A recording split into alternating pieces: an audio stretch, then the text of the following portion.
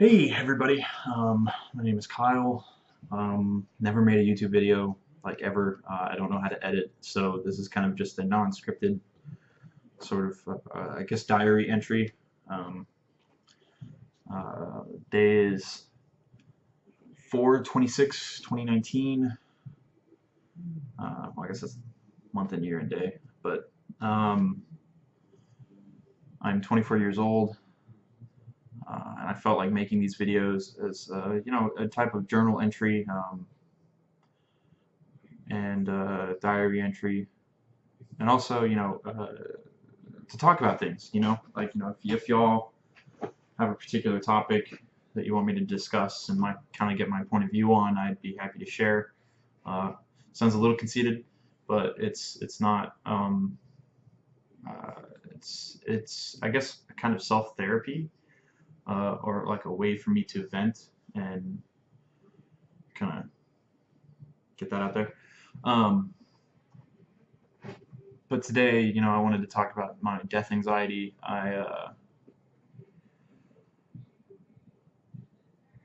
Um, I've been struggling with it a lot lately, and I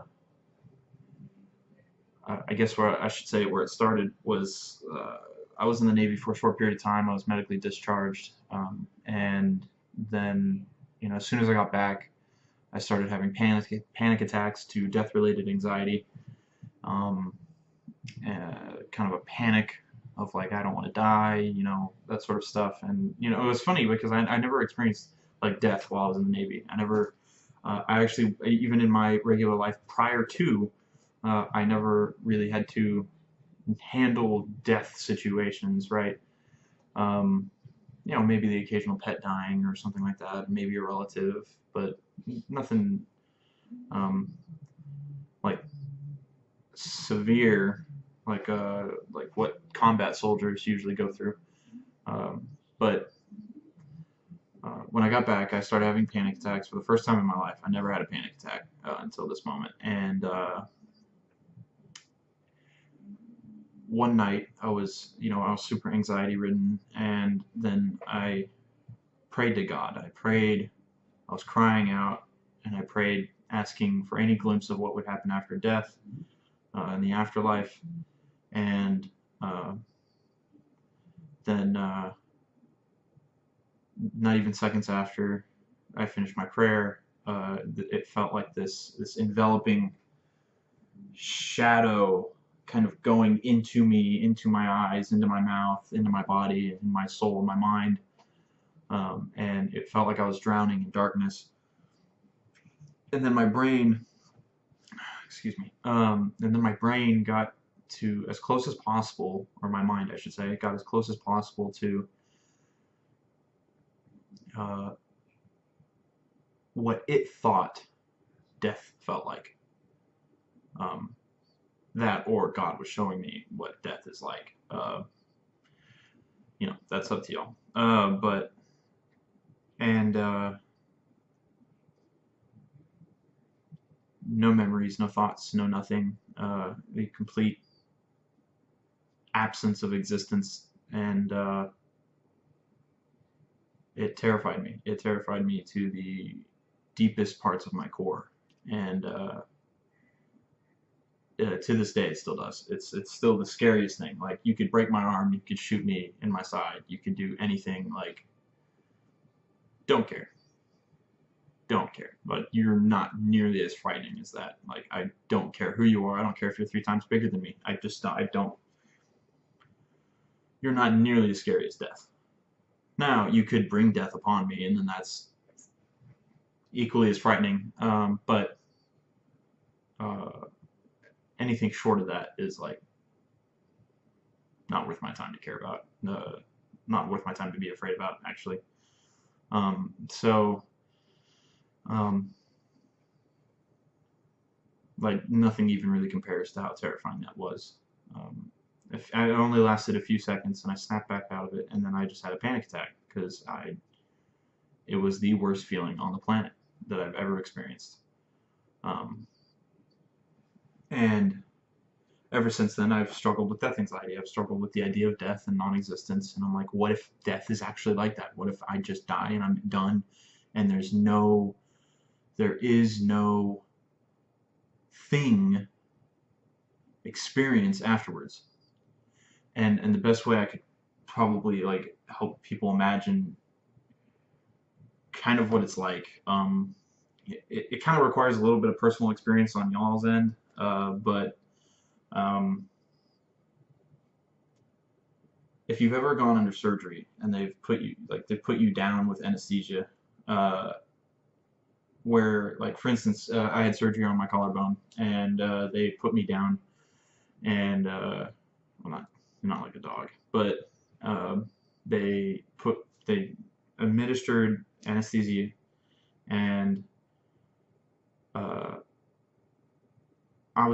they were asking me questions, so I was answering them, and as I was trying to answer them in mid sentence, I just done. Just I was out. Obviously, they just try to do that to distract you from what's happening. And then as I wake up, I continued that sentence. I finished that sentence. This had been like what, like 5, 8 hours later. Like, and my dad was sitting next to me, one of my friends, and uh, like I just finished the sentence, and they were like, "What are you talking about?" And I was like, "What do you mean?" Like, I'm trying to answer the nurse's question, and they were like, "Dude, you just had surgery. It's been like 5 hours." And I was like, "What? No, I'm going to the surgery." And they were like, "No, it's over. It was done." And they said that that's usually what happens with anesthesia. Like you stop your thought and you continue it later because your brain, you physically could not, uh, did not register the fact that you have been down. Like your brain just stops basically, and like you didn't recognize anything. You didn't recognize that you were asleep. You didn't recognize how you got there. You didn't recognize anything from like a mental standpoint. And uh, the the experience, or actually, here's an easier one. If you've ever like passed out, like say you were at the gym sauna and then you stayed in too long and you got up too quick and you just ended up passing out, which ironically this happened to me like 2 days ago. Um, after because of my anxiety and panic attacks, I like couldn't go to sleep because I am afraid of sleeping because I am afraid that I won't wake up. Um, and like I'm that afraid to just let go. I can't just let go. I can't let my body be because I need to know I'm conscious. I'm conscious. And and but anyway, so like I ended up passing out at the gym. I did the sauna. I guess I was just too exhausted. I can usually stay in there for 45 minutes or so, but I didn't last more than 10 minutes. Started feeling lightheaded. Stood up, tried getting outside. I passed out, hit the floor right at the door, which I didn't know that until I had woken up and I was laying at the door and people were like checking my pulse and like trying to be like, "Hey, are you okay? Are you good?" And I was totally fine. Like after that, I was like, "Hey, I'm okay. I don't know what just happened." Um, but that feeling of passing out and you don't know it's kind of like sleeping too, and this is why it's hard for me to sleep. It's because they share similarities, and the similarities are that you never know when you go to sleep. Like think real hard, and maybe this is just me. I don't want to like generalize anything, but I'm pretty sure no one actually remembers the exact moment when they recognize when they go to sleep. They just kind of wake up, or they have their dream. They remember some of their dreams, and then they wake up, and they're like, "Oh, I guess I fell asleep." Like I can never remember the exact moment when I pass out. Um, I can't remember the last thought I had before I pass out. I can't, So when you pass out, like I did at the gym due to the sauna, that is similar because I did not know I had passed out before I had hit the ground.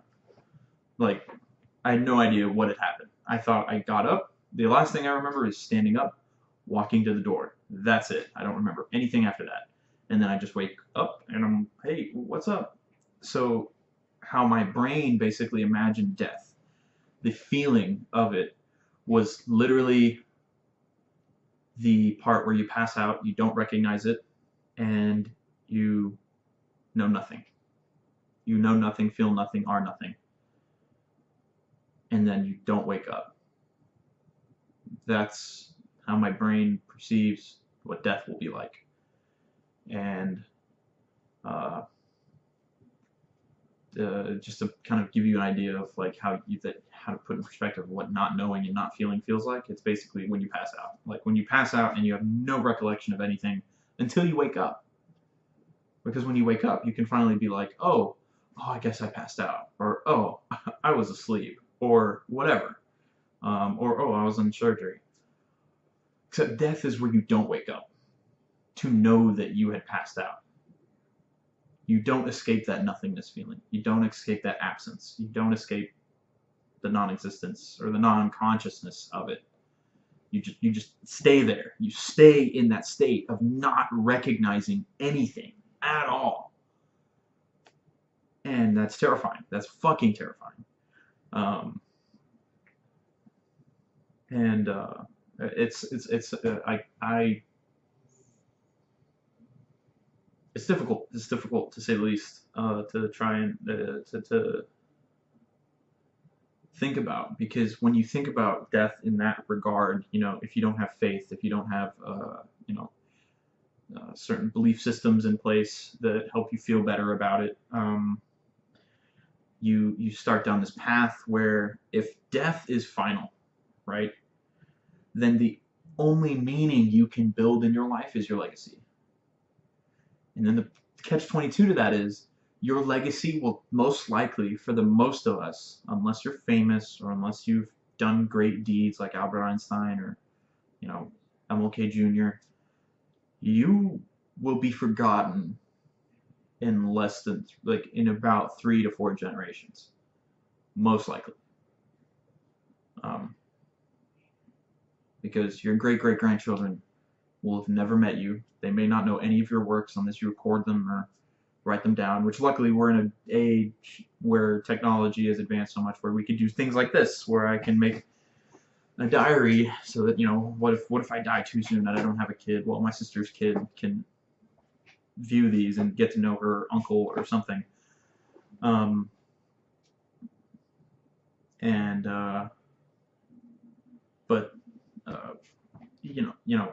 When you die and there's nothingness, there's no memories, there's no soul, there's no nothing, your actions are ultimately futile. They're meaningless. They're worthless. You can't attribute a value to it because you already don't have a value. So something that is worthless cannot apply a value. Because it has no worth to give. And let me put it this way. If everyone on the planet died simultaneously, there are no humans left. No humans left. No one's life mattered. All the achievements, all of the memories, everything's gone. Sure, we might have left a footprint for maybe some eventual race or being to come along and find, but even then, in a few thousand years, nature takes hold and it's over again. It's gone again. It's not permanent. And so, I'm kind of rambling, but this isn't really scripted. This is more just my thoughts. But if you die and you are nothingness and you non-exist, right? You do not exist. Your memories are now invalidated. Purely because, in my opinion, you can't have them anymore. You don't have them. They're gone. You don't even recognize that they're gone. You don't know that they're gone. They're just gone. You don't know yourself. You don't know anything you've done. You don't know the love that you've had. You don't know the kids that you were given, or you procreated. And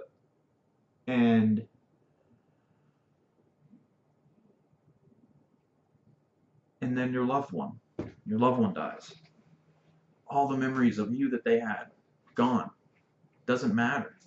You could have done amazing things. You could have done the most beautiful things on the planet. They're gone. You could have had the best laughs on the planet. They're gone.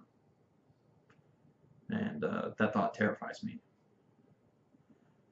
And I'm going to sidetrack a little here. It's interesting that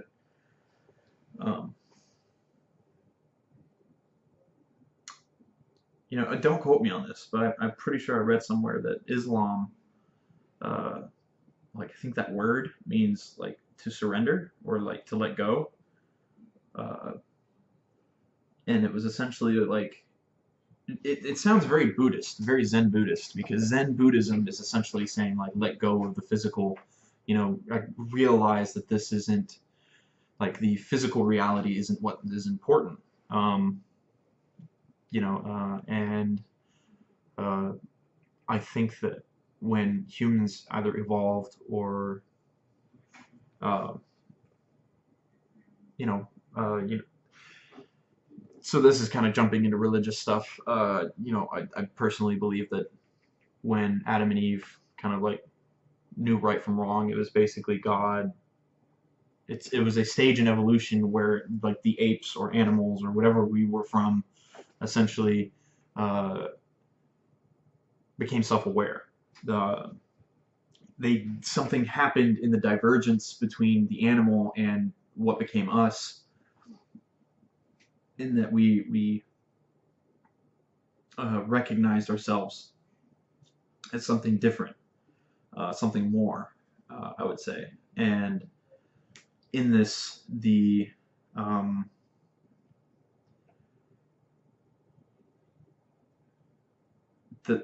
God, right?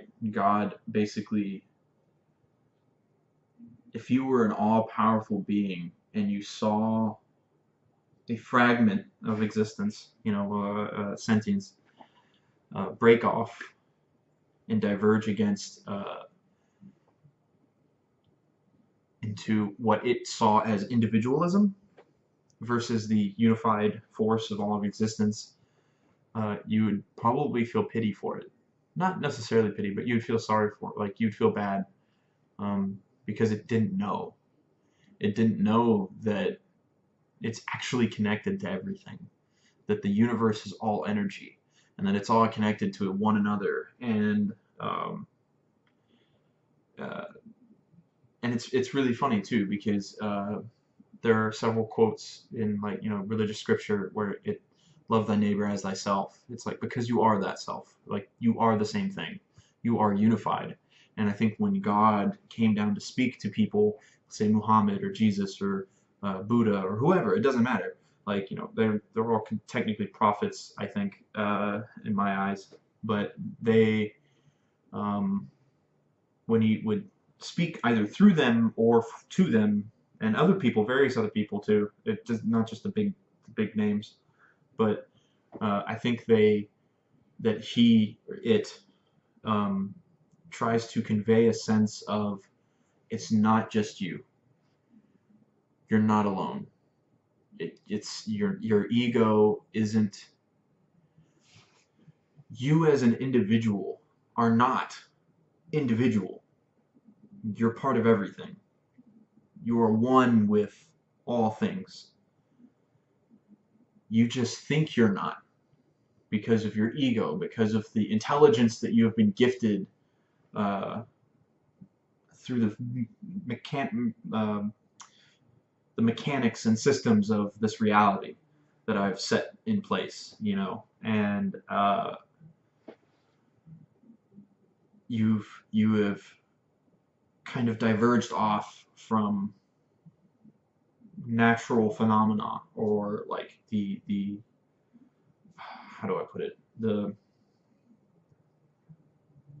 from the system, I guess. You've decided to take your own path, and you find yourself as thinking apart from other things and other people. And then, like for instance, in I think it was in the Quran, where Muhammad says, to kill your brother is like killing the world, but to save your brother is to save the world. And and there are so many like interlinking philosophies and kind of ideologies between the various different religions, and basically a common theme of you're not it. You're not the only thing, right? You're not just an individual. You are unified with reality. It's just that you are keeping yourself from that truth. Um, and here, let me help you get from there to here, and show you you can surrender, you can let go. You um, be still and know that I am God. And uh, Book of Job is a great example of that, where basically God is explaining like you are so small in such a grand, immersive, massive experience.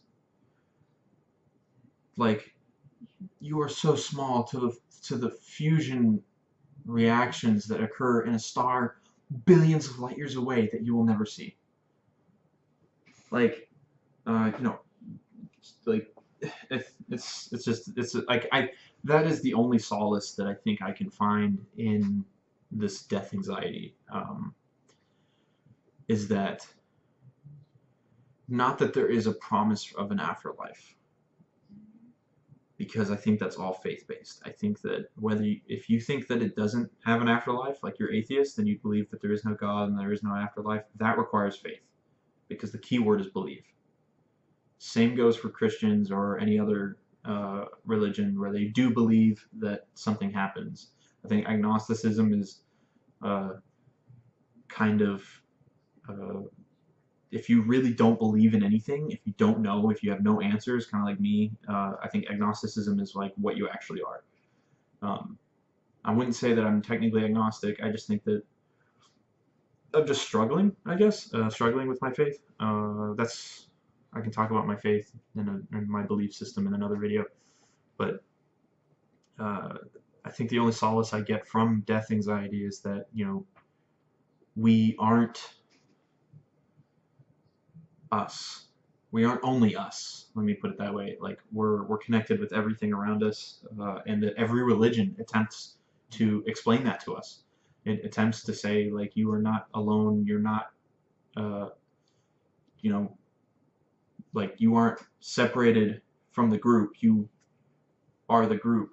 You know, that was a terrible hand thing, but that's kind of where I'm at. I'm still struggling with it. I still, right now to this, I mean, I just watched Avengers Endgame, and I can't, like, that actually caused me to nearly have a panic attack, like, in theater. Like, I was loving the movie. I was enjoying it, but, like, it, like, triggered some of the death anxiety and stuff in me, and it was not fun. I eventually got over it and got to enjoy it a little bit, but yeah, so that was hard. I might have to go see the movie again just because I feel like I ruined it for myself once I've like leveled out. But yeah, now like I can't really watch TV because almost everything has death in it, like death related to some degree. Like, oh, somebody's family member dies, even if it's on off screen or something. And I know I'm talking about it right now, and I'm like really like okay, like I'm not panicking, I'm not doing anything, but for some for some weird reason, that always seems to be the case with me. Like if I'm in front of people, or if I'm like, which is probably not healthy, but if I'm in front of people, or if I'm like thinking I'm talking to somebody else, like my brain does a switch where it's like, okay, don't show them anything, like don't panic, you're fine. Doesn't matter. You'll just panic later when the screen is off, or like the camera's off, or you're home and it's night out or something. It could be that I'm feeling better. don't think so because I just tried watching TV and I felt weird. But that's basically just what I've been struggling with. And I'm sorry that this video is actually really long. Oh my god. Okay. Well, I guess that's basically it. If you have any comments, comment. And if you'd like me to talk about any particular subjects from my perspective, I'm willing to do that. If you're curious about anything, I'm probably going to be making a video about my religious views soon, and probably just talking about, I'm going to make another video about love, friendships, whatever. Like, it's kind of just my own diary, and about my thoughts, to kind of catalog them, and also I feel like people don't really do this as often. People don't really like say exactly how they feel, because if they're talking to a certain person,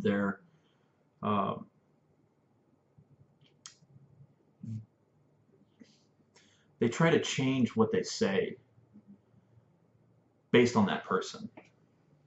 And I think that this video, I'm not talking to a person, really. I'm really not. Like, from a reality standpoint, people might watch this later, but I'm not speaking to a person. I'm talking to an inanimate camera. And when people talk to other people, they have certain biases, right? And I don't mean like, racial or, stigmatisms. I just mean like, oh, well, I had this experience with this particular friend where they didn't like it when I said this, or they didn't like it when this happened. So I'm going to try and reword my dialogue to best get the message through, and I think this is good as far as like, as far as therapy, I guess my personal therapy, and my diary, because this is just how I think. This is just who I am, and I don't see people do this very often. They usually do it for followers or some vain reason, but yeah. So anyway, I'm gonna be talking about a whole bunch of stuff in the coming weeks. If you have any ideas of what you might want to hear about, again, I'm Kyle. I'm 24 years old.